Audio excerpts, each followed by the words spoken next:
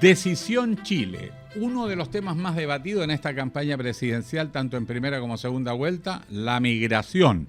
Y con una serie de connotaciones. Algunos asocian migración con derechos humanos, otros la asocian con delincuencia, otros con seguridad, con inseguridad, con invasión de nuestros valores, tradiciones y costumbres, muchos también resienten.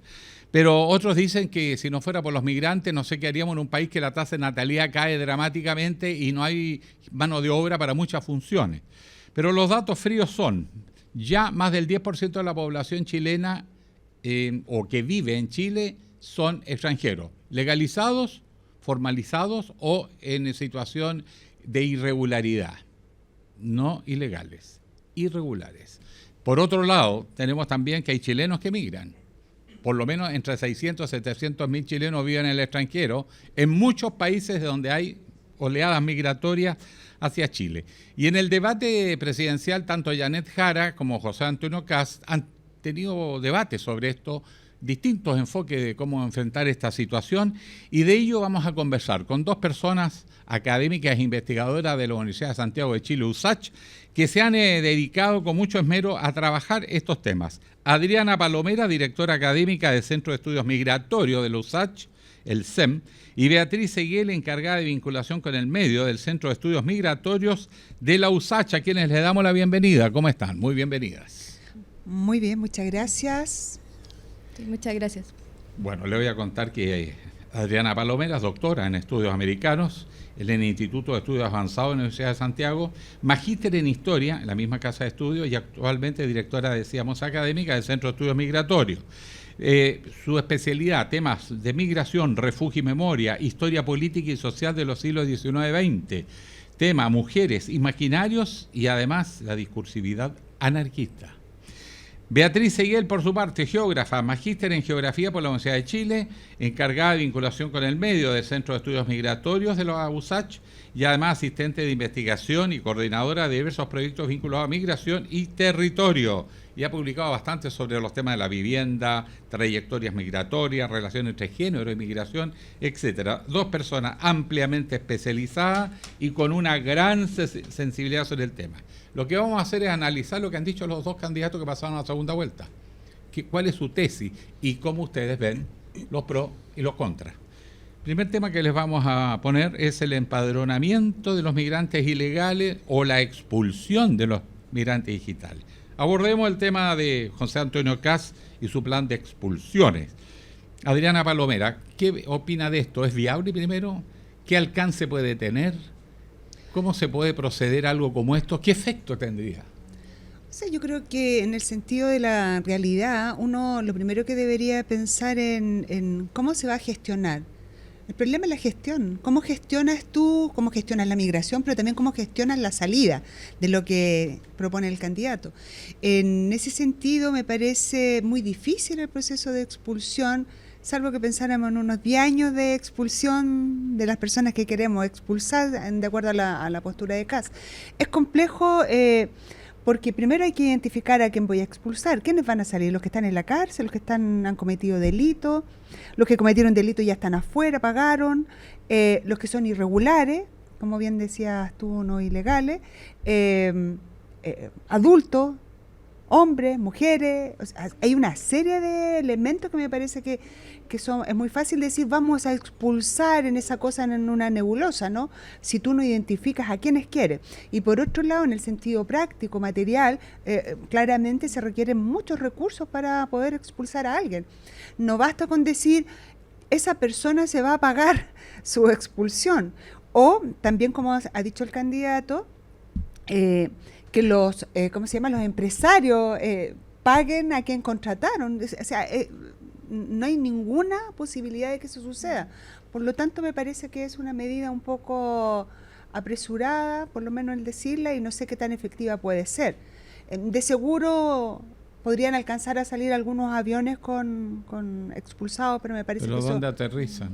Va a tener Los venezolanos son la mitad. Va a tener un alcance mínimo. Ahora, Claro. ese es el otro punto. Requiere del acuerdo con los países de origen. no hay dónde. Bueno, estaba pensando en Trump, ¿no? Dice, ya, no me lo reciben acá, entonces los mando a otro lugar. Llega a un acuerdo, ¿no? Con Bukele, ¿no? Sí. Manda a algunos allá. Y esto los mete a la cárcel directo. Claro. Sí. Entonces, obviamente, esas medidas también requieren recursos. O sea, Trump está pagando a Bukele mucho dinero por eso. Entonces, en el caso nuestro, obviamente, somos mucho más pequeños. ¿A quién? Sería, yo creo que una medida que es más bien populista. Beatriz, comparte usted esos juicios y además problemas que van surgiendo, ¿no? Si se expulsa 330.000 extranjeros que están en Chile en forma irregular, ni siquiera necesariamente están cometiendo delitos o no, simplemente entraron de una manera y quedaron adentro del país y esa forma de ingreso no se oficializó después, terminados los plazos iniciales de un turista. Pero, ¿qué pasa con los niños que nacen en Chile y padres son extranjeros y se les expulsa? ¿Es una violación de los derechos humanos echar a los niños chilenos?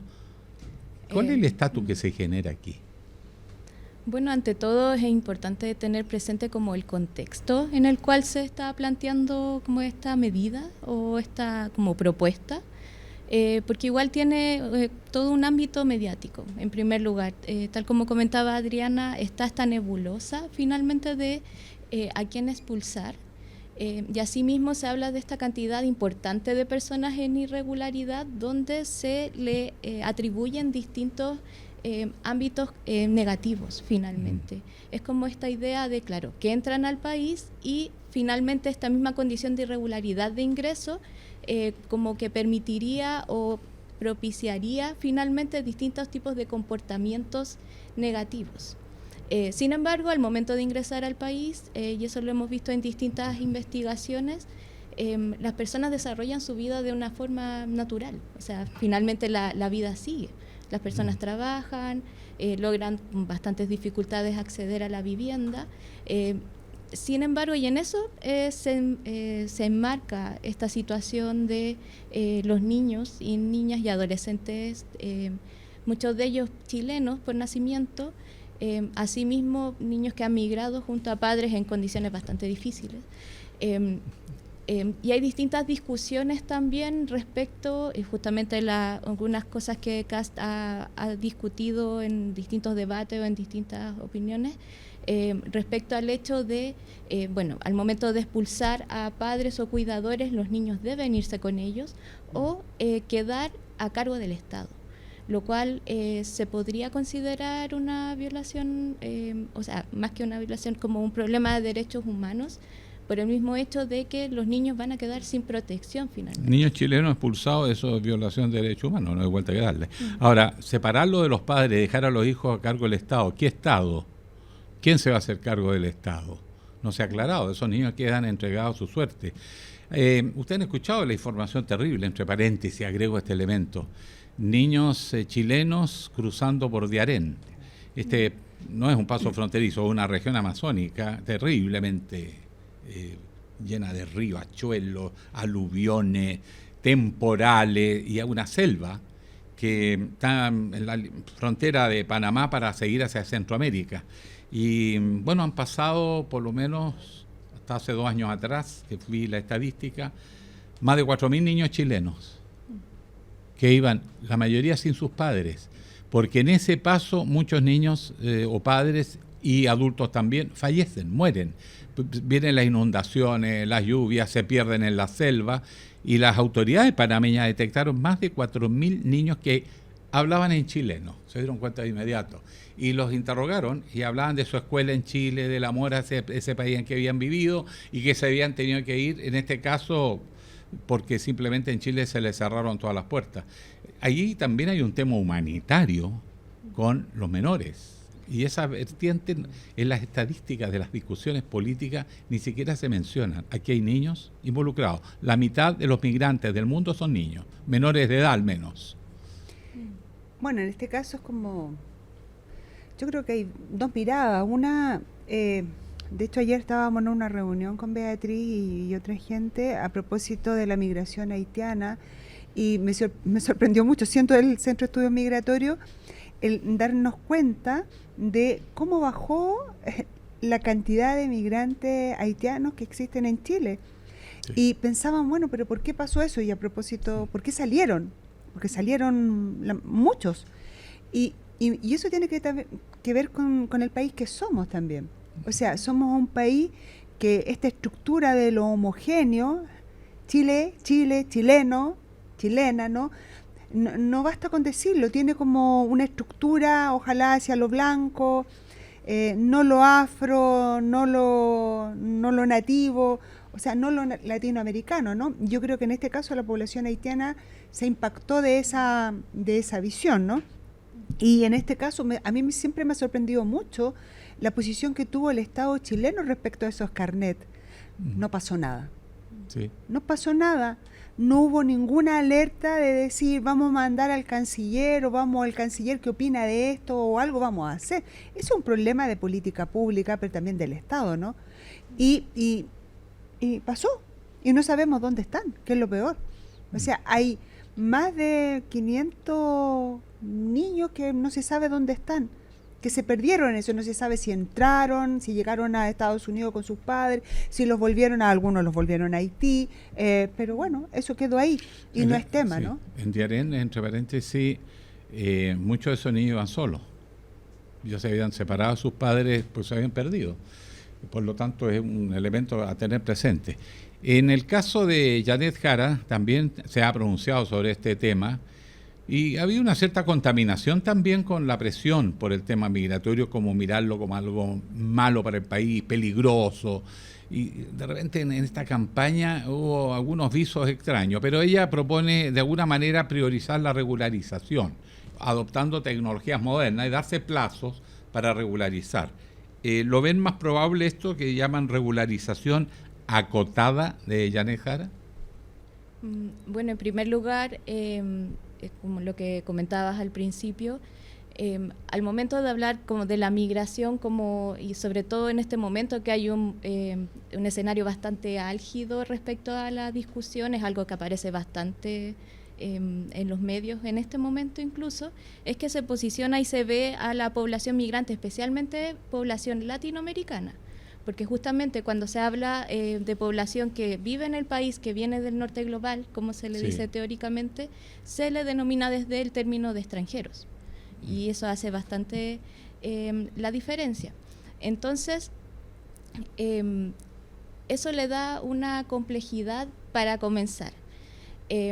Entonces, esta idea de la regularización acotada, si bien, claro, desde términos como prácticos se puede ejecutar, porque es algo que la institucionalidad ya ha hecho previamente. Existe una serie de requisitos que se observan en el programa de Janet Jara. Tener trabajo, como claro. Un irregular, ¿cómo consigue pega?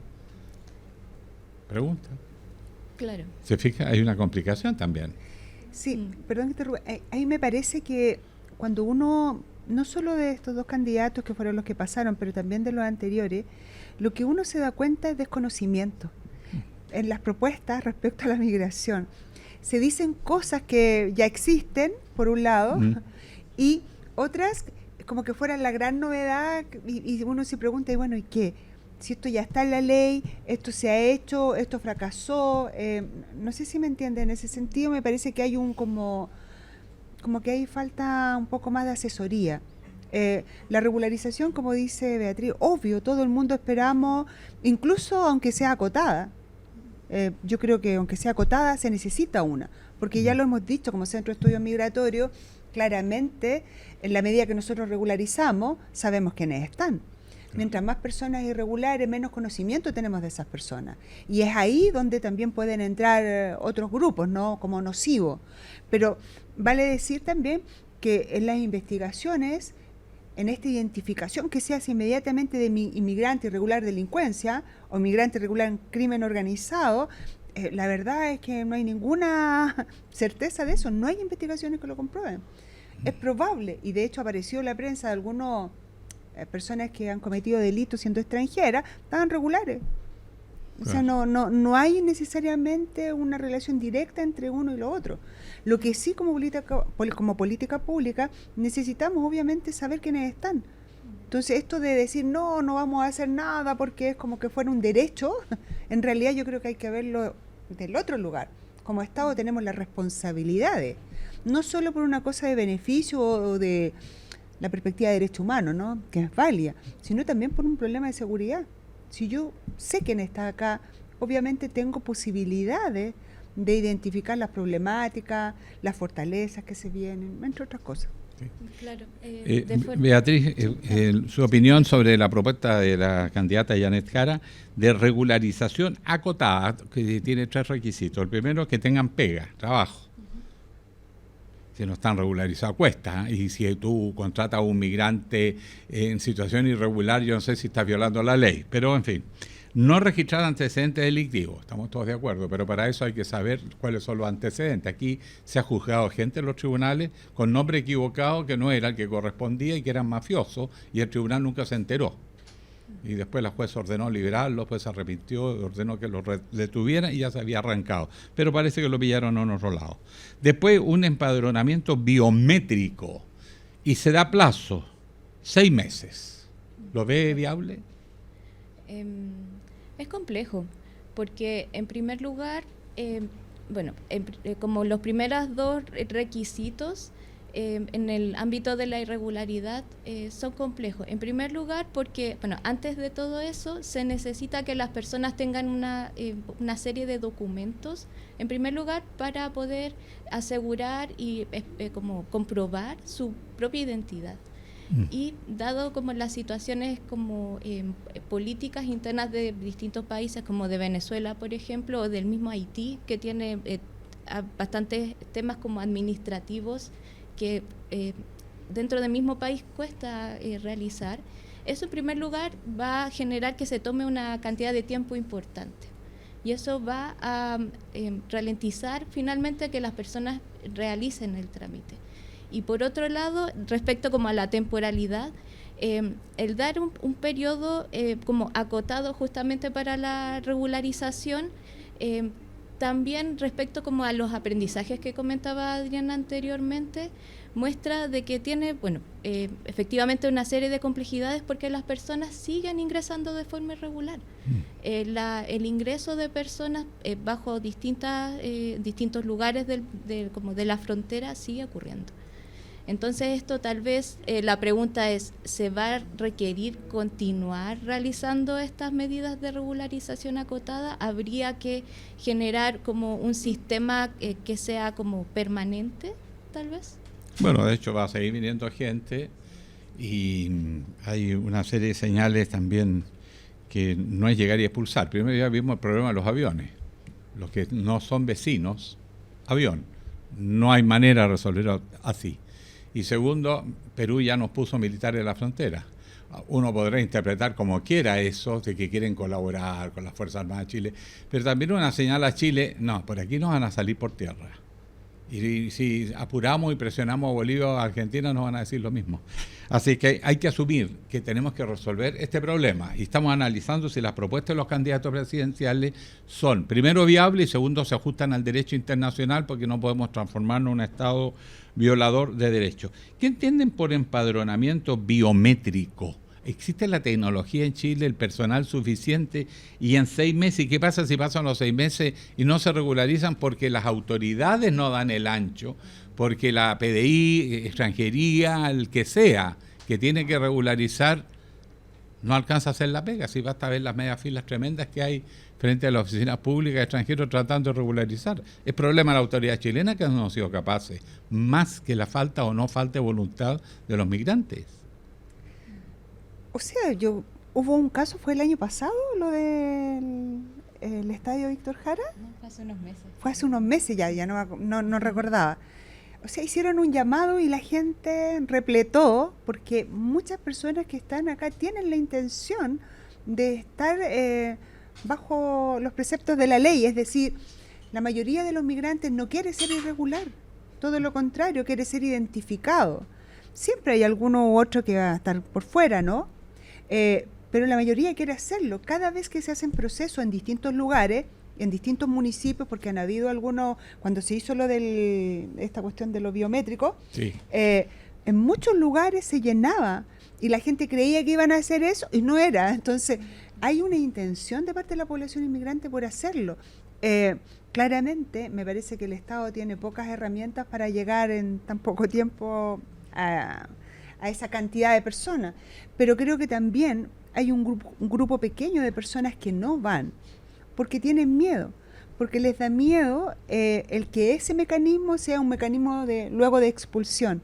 Claro. Entonces, obviamente, el Estado tiene que dar certezas en ese sentido para que la gente se sienta acogida.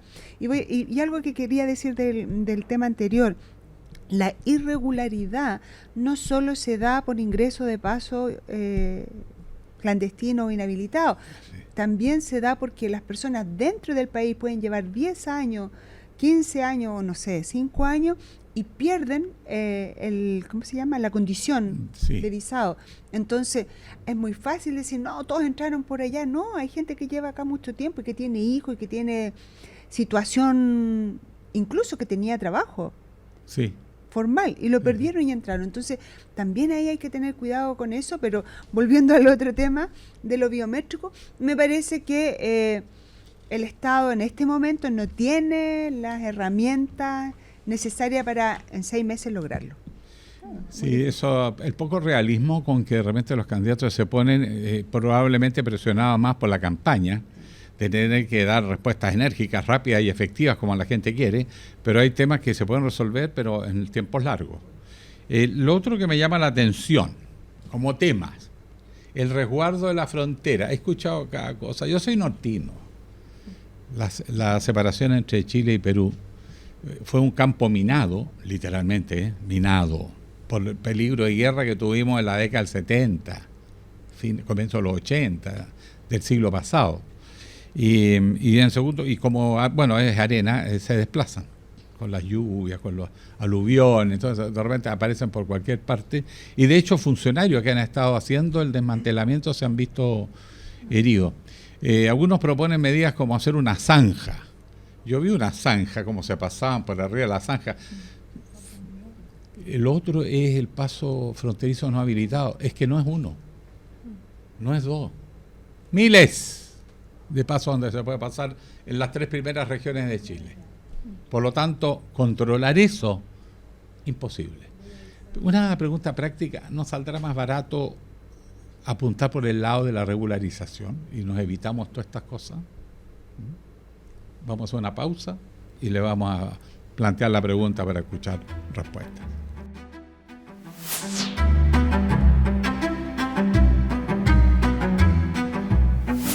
Decisión Chile 2025. En la campaña presidencial, la migración, tema que ha sido muy determinante por las connotaciones que tiene la masividad del proceso y cierta incapacidad de la autoridad chilena por regularizar este proceso. Lo han transformado en un problema político. Estamos conversando y analizando estos temas con Adriana Palomera, directora académica del Centro de Estudios Migratorios de la USACH, y también Beatriz Seguiel, encargada de vinculación con el medio del Centro de Estudios Migratorios USACH, ese es el CEM.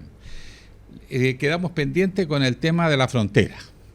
Las teorías más insólitas, ¿no? De la zanja, los drones. La verdad es que la frontera norte, que la conoce, es imposible de controlar por los pasos no habilitados. No son pasos ilegales, son pasos no habilitados. Y por lo tanto puede pasar para un lado y otro. Y cuando se le pone mucho control a poblaciones que tienen que controlar esto, las mafias que se arman en la frontera corrompen a los encargados del orden. Hemos visto noticias insólitas de cómo se puede corromper a gente que está cumpliendo estas funciones en la frontera. Nos quejamos que pasa en los países vecinos. ¿Cómo estamos en la nuestra? ¿Alguien puede dar garantía? Tan complejo como eso. Primero, si se va a transformar en algo imposible entrar a Chile, pongamos que tienen éxito, ¿para con eso el intento migratorio o va a ocurrir que las mafias que están en la frontera van a organizar esa gente como pasa en Estados Unidos y también en Chile y los van a meter por los pasos no habilitados? ¿Esa es la solución? Un cerco, dicen algunos, no sé cómo. ¿Yo? Sí, vamos. Yo creo que bueno, está claro que todas esas medidas tienen que ver con el contexto político. No existe ninguna experiencia en ningún que yo conozca, donde una zanja, un cierre, guardia fronteriza hayan impedido el ingreso de población inmigrante. No existe. El caso de Estados Unidos es el más emblemático. La cantidad de recursos que instala Estados Unidos para evitar el ingreso de personas inmigrantes por los distintos pasos que tiene, inhabilitados, como ustedes quieran, no lo logra. No es posible. Entonces, si uno lo piensa en términos concretos, en el caso chileno, como bien dices tú, con esa frontera que tenemos, las posibilidades son mínimas. Entonces, ciertamente, en la medida que yo cierro, controlo, pongo fuerzas armadas, puedo poner drones, lo que tú quieras. El migrante que quiere ir a un país, por ejemplo, en reunificación, una persona que viene por reunificación familiar y no ha sido reconocida, pero está su hijo acá o su madre, no sé, va a buscar el mecanismo por donde entrar y se crean nuevos pasos. Las personas migrantes se mueven. Los corredores en Latinoamérica eran unos hace, no sé, 10 años atrás. Y en la medida que avanzó la migración, y especialmente con el COVID, cambiaron. Y se han creado nuevos corredores migratorios, muchos más peligrosos que los que habían antes, ¿no? Y ahí es donde están operando todas estas mafias, incluso de tráfico, de migrantes, de trata, mercados de droga. Pero por otro lado, creo que el gran problema que tiene ese proyecto es que asocia inmediatamente lo que decíamos al principio, la migración con delincuencia, con tráfico.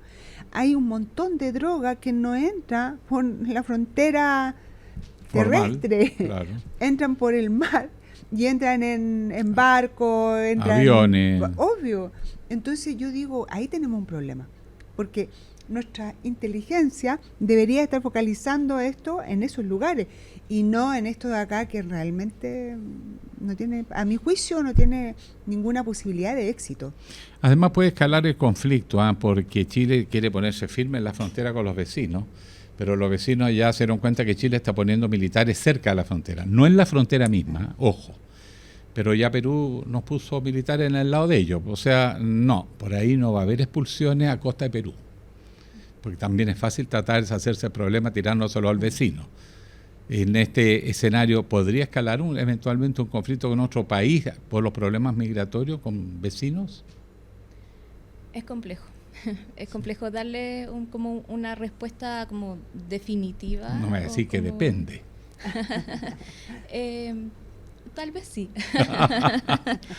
Es que pasa también de que los momentos álgidos políticos que están ocurriendo ahora también influyen directamente en como el tipo de decisiones que se toma. Asimismo, el poder evaluar la temporalidad que puede ir teniendo cada una de estas acciones. Respecto al tiempo en que, por ejemplo, podrían estar los militares del Perú, por ejemplo, en las propias fronteras y cómo ellos, en la práctica, como en el día a día, se podría observar cómo ellos se vincularían con las distintas personas, como autoridades o asimismo otras fuerzas militares de Chile, respecto como al día a día en lo territorial. Sin embargo, como retomando un poco lo que comentaba Adriana, es importante cuestionarse de qué forma estas mismas decisiones se vinculan con como lo que está ocurriendo efectivamente, cotidianamente en la frontera. Justamente estas medidas van a poder o se adaptan o consideran un poco lo poroso que es la frontera. Justamente como comentabas, también ocurre de que los pasos no habilitados cambian de una forma impresionante, de una velocidad que cuesta mucho como tener como noción, y asimismo en el ámbito de la investigación cuesta, por ejemplo, el momento incluso de hacer un mapa para saber dónde están. Entonces es importante tal vez cuestionarse de qué forma eso conversa con las distintas medidas o iniciativas de cada país en términos institucionales y ver si finalmente a largo plazo son efectivas. Perdón, quiero solamente agregar algo sobre eso. Además, en la zona norte, bueno, tú eres del norte, tú sabes que las relaciones de frontera ciudadana son altísimas. Sí. El comercio depende Arica, en gran Tacna, medida. Ejemplo. O sea, todos los días. Miles de ariqueños van a Tacna. ¿Cómo y se miles controla de eso? ¿Cómo regularizo que este sí y este no? Es casi... No, y pasan, van y vienen, van y vienen. Y pasa Incluso con Bolivia también. hay mucha Y pasa, convivencia social también, familia. absolutamente. Y con Bolivia igual, ¿ah?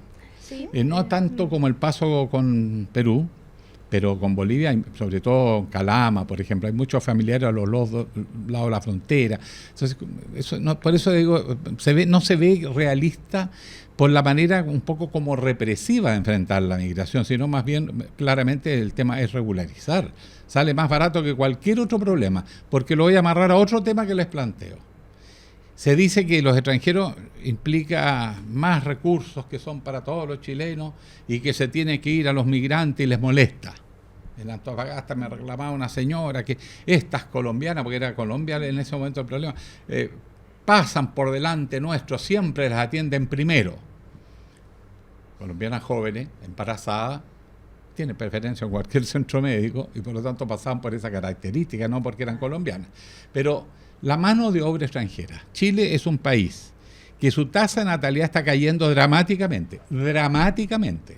Por lo tanto, el futuro va a significar que la poca gente que trabaja va a tener que mantener a los jubilados, más allá de si uno juntó plata o no.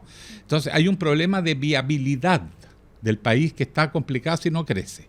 Y por otro lado, los migrantes, primero eran principalmente jóvenes, están trayendo familiares una vez que se instalan, obviamente mayores, pero ellos son la fuerza de trabajo que usted ve en todas partes. Si usted echara a todos los extranjeros, para que tengamos una noción de lo que significa el aporte migratorio, la verdad que la economía chilena no se sostendría. Y nadie lo ha dicho. O sea, claramente, bueno, las estadísticas lo dicen en todo caso, todo lo que se ha hecho en el último tiempo a nivel de estudio señala lo que tú dices. Tenemos un problema demográfico que se va a expresar con mayor profundidad de aquí a 20 años, 25 años, pero como nosotros somos más reactivos que proyectivos, siempre estamos en este momento y viendo todo como un problema. Dicho eso, la fuerza de trabajo es claramente una fuerza de trabajo migrante en determinados rubros. No está en todo, pero en determinados rubros. Sigue siendo los servicios hoy día un aumento considerable de población migrante dentro de ellos. La construcción sigue ocupando también un espacio importante. Que en Chile tenemos un problema generacional con la construcción, ¿sabe usted? Porque los hijos de los obreros de la construcción no son obreros de la construcción. Claro. Y por lo tanto escasea la mano de obra en labores agrícolas, de la construcción, etcétera, y se está supliendo con migrantes. O sea, la SNA, la Sociedad Nacional de la Agricultura, dice y solicita en algún momento, ojo con los migrantes, necesitamos migrantes. La población chilena no es la que quiere trabajar sacando la fruta. Está claro, los hijos de los que sacaban la fruta ya no quieren estar ahí, probablemente porque algunos han accedido a la universidad o a la educación superior, a otros trabajos, o porque no les interesa porque se paga muy poco, ¿no? O porque la situación de trabajo ahí es muy precaria. Entonces, en ese sentido me parece que también tenemos un problema de mirada, de bueno, ¿y qué vamos a hacer si lo estamos en la medida que no hay ninguna política en Chile, por ejemplo, para fomentar el nacimiento de hijos? No hay ninguna. Eso se hace con política de Estado. O sea, si yo digo, quiero que nazcan más chilenos porque vamos a tener un problema de aquí a allá, subvenciono eso. Digo, las mujeres van a tener más tiempo de pre y post, pero además pago por eso. No hay ninguna otra posibilidad. Las mujeres han subido la cantidad de años en las cuales son madres. En Chile, las chilenas. Sí. Entonces, esos son elementos que tienen que considerarse y lo que nosotros vemos como Centro de Estudio Migratorio en nuestras como análisis de los datos es justamente la falta de esos análisis. Ahora, una de las tantas curiosidades, España en este momento es el país europeo por tercer año consecutivo que más crece y han decidido flexibilizar para dar facilidad a los procesos migratorios, a diferencia del resto de Europa. ¿Por qué? Porque necesitan fuerza de trabajo y esa fuerza de trabajo está llegando. Quiero recordar que en Chile la población que está extranjera, que ya está formalizada, que está en Chile con todos sus papeles al día, con todos los reconocimientos, aporta al PIB más del valor de los beneficios que recibe. O sea, es buen negocio para Chile. ¿Creen ustedes que esas cifras son verdaderas? ¿Les parece intuir que eso va por ahí? Beatriz. Sí, bueno, en primer lugar, es importante como que ocurre como un debate o un hecho bastante binario. Por un lado están los datos como duros, efectivos, que es como lo que comentas, pero por otro lado está también el tema de la percepción, como la opinión pública. Entonces, de hace muchos años que desde el ámbito académico, desde las investigaciones, se ha identificado que existe un discurso predominante de que los migrantes vienen a quitar el trabajo. Sí. Eso es algo que se ha mantenido. En las ferias libres lo he visto. Mano de obra poco calificada, sí. Pero los migrantes tienen más calificación que los trabajadores chilenos promedio, los que están llegando. Sí, efectivamente. Y también respecto a lo que comentabas del aporte al PIB, en el fondo como sí. la compensación, es algo que las mismas personas, pues los migrantes lo reconocen. Y es una crítica que, al menos como desde entrevistas que uno puede ir haciendo, es bastante común como la frase es como yo pago mis impuestos. Sí. Entonces, ¿por qué se hace esta diferenciación? ¿Por qué en el fondo, como la diferenciación finalmente entre chileno y migrante, en el fondo, quién merece más estar como respecto a otro? Solamente quiero hacer como un ejercicio básico para entender lo que pasa con el migrante. El migrante llega sin nada, tiene una casa, y inmediatamente tiene que tener un televisor, tiene que tener una cocina, tiene que tener sillones. O sea, si uno hiciera el balance del consumo de la población migrante respecto a sus necesidades propias de quien está empezando una casa, son altísimos. Le va muy bien al mercado chileno con la población inmigrante, muy bien, porque es una población inmigrante que además se encuentra, muchos de ellos en Chile, con tecnología que no estaba en su horizonte, ¿no? Sobre todo aquellos que vienen de las zonas rurales de Colombia, de Venezuela, incluso también de algunos lados de Perú, ¿no? Y aquí en Chile se arman. Eso es consumo ir al mall, es consumo comprar cuadernos. Entonces, en la mirada que tenemos de lo que decía como perceptiva de la migración, hay elementos que son externos, exógenos, que apuntan a que esto es malo, ¿no? Migración malo, todo malo. Pero en los elementos como concretos que tienen que ver con análisis de datos, claramente, como bien dices tú, aportan al país un montón. Hay muchas personas en Chile que no son capaces de avanzar en términos de familia o de incluso de intereses respecto a lo que hace una población, un migrante. Hay gente, por supuesto, mala también. Hay delincuentes migrantes también, porque no es una cosa romántica. No, nuestra idea no es como romantizar a la migración, porque son seres humanos. Los seres humanos también hay seres humanos. Usted mencionó la delincuencia, profesora.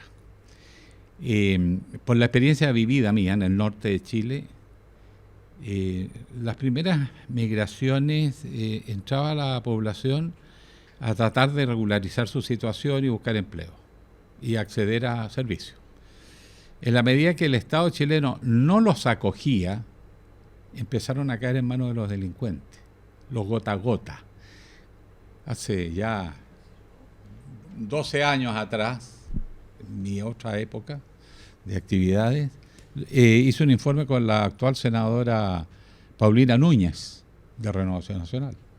Porque los dos estábamos inquietos por lo mismo. Como notábamos que esa población extranjera que quedaba abandonada a su suerte, que no se vacunaba, que no llegaba a los sistemas de salud, estaba trayendo enfermedades nuevas. Pero además era una masividad creciente. Pero además su vulnerabilidad hacía que aparecieran nuevos negocios ilícitos. El crimen organizado lo que tiene buen ojo es descubrir dónde hay un potencial negocio ilícito. Población vulnerable la puedo explotar. Incluso prostitución, sobre todo mujeres y niños, adolescentes, menores de edad incluso. Pero además chantajearlos con préstamos, el gota a gota. Denunciamos esto, dijeron, no, ustedes no se metan con eso, y además resolver eso exige mucha plata y hay otras prioridades. ¿Cómo evoluciona el país, no? Bueno, esa asociación que la gente hace con tanta facilidad entre migrante y delincuente, ¿dónde está la trampa, Beatriz?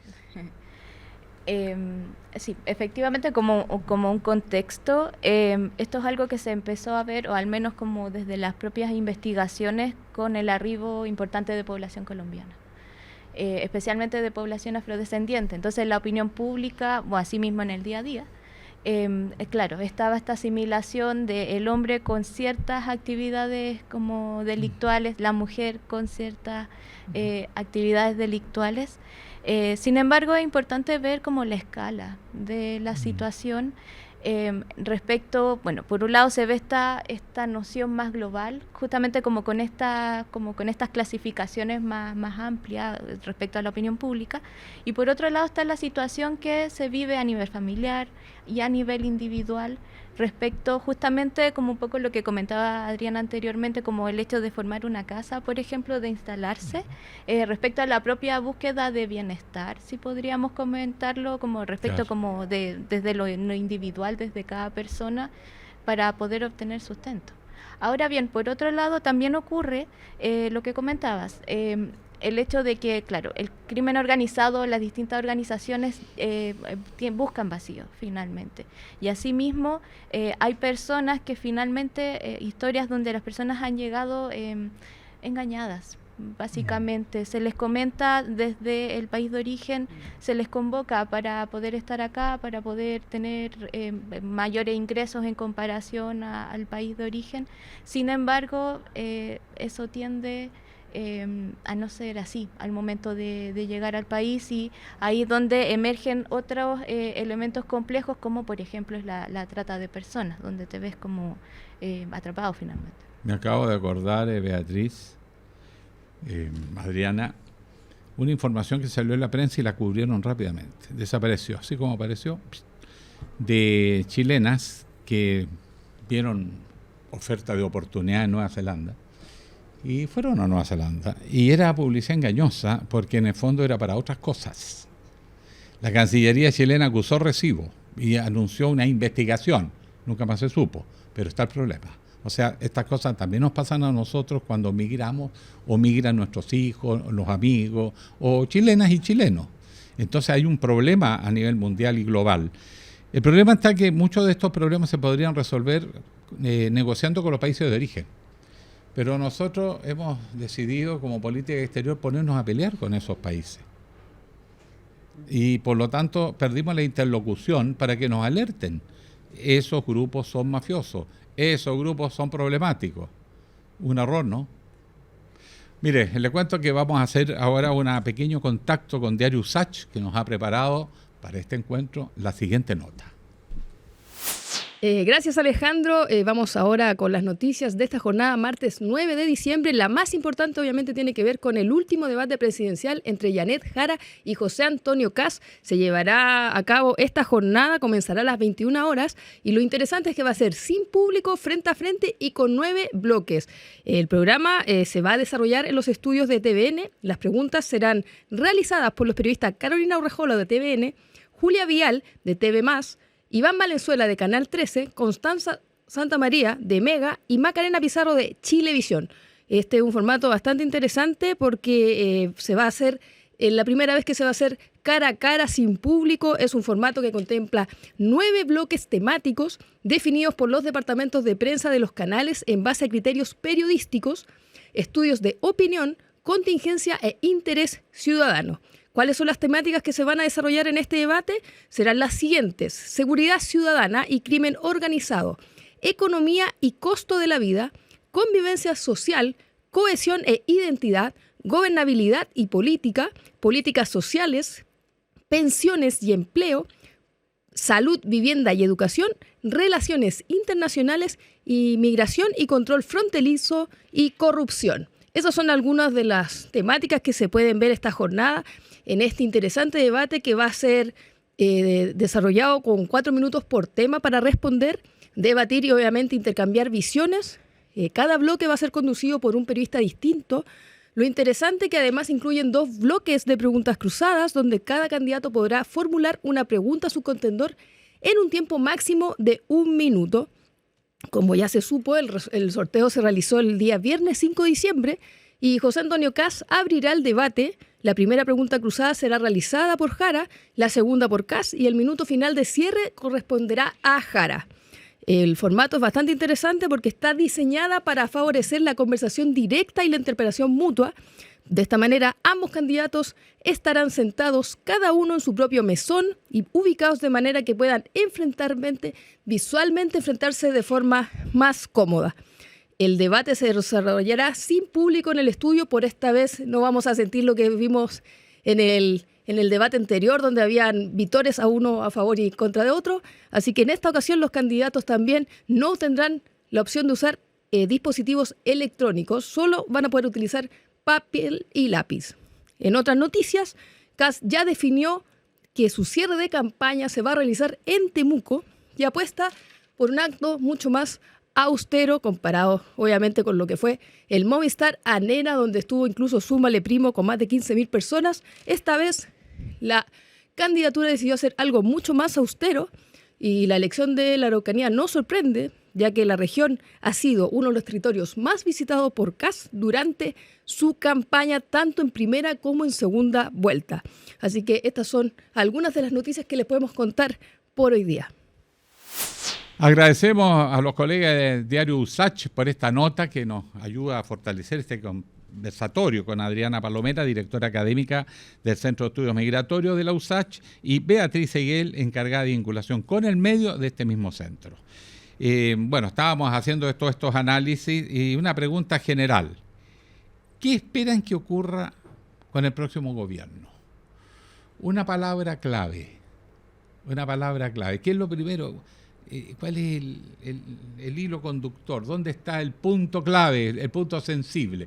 Y en esa pizarrita que tienen ahí, poner una palabra y después explicarnos por qué eligieron esa palabra. ¿Aceptan el ejercicio? Sí, por supuesto. Ya, yo me siento como profe aquí dando... Ahí que tienen, por favor. Una escribe, palabra, escribe. sí, anoten. Y después, como esto lo hacemos con los alumnos, ahora explíqueme por qué puso esta palabra y no otra. Tema, por cierto, migratorio. Puede ser 2 también, ¿eh? Somos flexibles. Y 3 también. Bien, han hecho la pega, entonces ahora le vamos a preguntar. Beatriz, ¿qué palabra puso? Sí, yo puse la palabra territorio Ya. en primer lugar, porque, independiente del gobierno que comience desde marzo del próximo año, sería ideal que exista una continuidad justamente de las distintas medidas y asimismo como políticas que se han tomado respecto a migración, pero idealmente incluyendo una lectura más territorial, en primer lugar en términos de leer la migración a como un ámbito más regional, respecto en primer lugar por el hecho de que a las personas a Chile cuando llegan emprenden recorridos a lo largo de corredores, por ejemplo, terrestres especialmente. Entonces, por ejemplo, si lo vemos en el ámbito de las solicitudes de refugio, por ejemplo, esto sería clave para poder analizar distintas situaciones de violencia, entre otros. Y por otro lado, también el ámbito territorial vinculado a la frontera. Por el mismo hecho de que, la frontera de Chile es muy extensa. Entonces, el hecho de, tanto de ciertas medidas concretas, así como de la misma opinión pública, que es algo que está como aparte, respecto en qué espacios se interviene más. Además, la candidata Yanet Jara propuso algo interesante. Dice que el tema migratorio va asociado también a otras medidas, que es un sistema de ubicación espacial, territorial de la población migrante. Hay parte de Chile que se requiere desesperadamente mano de obra, pero agarraron la costumbre santiaguina, que Santiago es Chile, y todos se quieren venir a Santiago cuando las oportunidades están mucho más y son más requeridos en muchas regiones. Yo recuerdo que en Antofagasta no teníamos médicos especialistas, y con las oleadas colombianas, de médicos colombianos y venezolanos, llegó un momento que la mayor parte de las horas médicas en el sistema público está en manos de médicos extranjeros, y nos resolvió el problema de los especialistas. Eso es un ejemplo muy oportuno, pero igual venía la tendencia de irse a Santiago. ¿Qué opinas de esa idea de Yanet Jara? ¿Parece razonable? A mí me parece razonable, pero también me parece que hay que tener cuidado porque Para eso yo tengo que generar políticas de acogida y no obligatorias, porque Claro. si no podría reconducir a población a mi necesidad y moverla hacia el otro lugar, ¿no? Entonces creo que en ese sentido es la propia población la que tiene que decidir dónde se va, y la población se va donde hay oportunidades, pero también donde es bien recibida. Muy Hay bien, comunidades en Chile que son muy cerradas. No, los médicos extranjeros, nosotros de rodilla en el norte. Usted puso 3 palabras. En realidad son 2, pero ¿la tengo que mostrar? Sí, pues para Puse parte del justicia color. social. Ya. Obviamente en este caso ligada a las migraciones, pero la justicia social me parece que uno de los elementos que hay que considerar es muy nuevo dentro de, incluso como concepto, pero se han hecho varios trabajos al respecto a nivel latinoamericano, en Estados Unidos también, con la mirada de la justicia social. Es decir, los próximos gobiernos, cualquiera sea, no deben perder de vista que estamos hablando de personas y que las personas se diferencian de acuerdo a su propia situación, ¿no? Situaciones de género, y pensando en la interseccionalidad también. Por lo tanto, yo debo hacer políticas que apunten hacia la idea de la justicia social. No puede ser todo control, no puede ser todo represivo, porque a la hora de la verdad se mueven estos dos elementos. Entonces, si no aprendemos de la justicia social, Chile va a seguir siendo un país desigual, con los propios nacionales y con los que vienen. La población extranjera se ubica, la más precarizada, se ubica en el mismo lugar que se ubican los precarizados de Chile. Por lo tanto, la posibilidad del nexo con la delincuencia es el mismo, con la droga, con el alcohol, con todos los males que tenemos, con los males que nosotros tenemos. Exacto. Bueno, Adriana Palomera, quiero agradecerles por haber participado en este espacio de conversación, de profundizar cosas que en la campaña se han dicho con fines más publicitarios.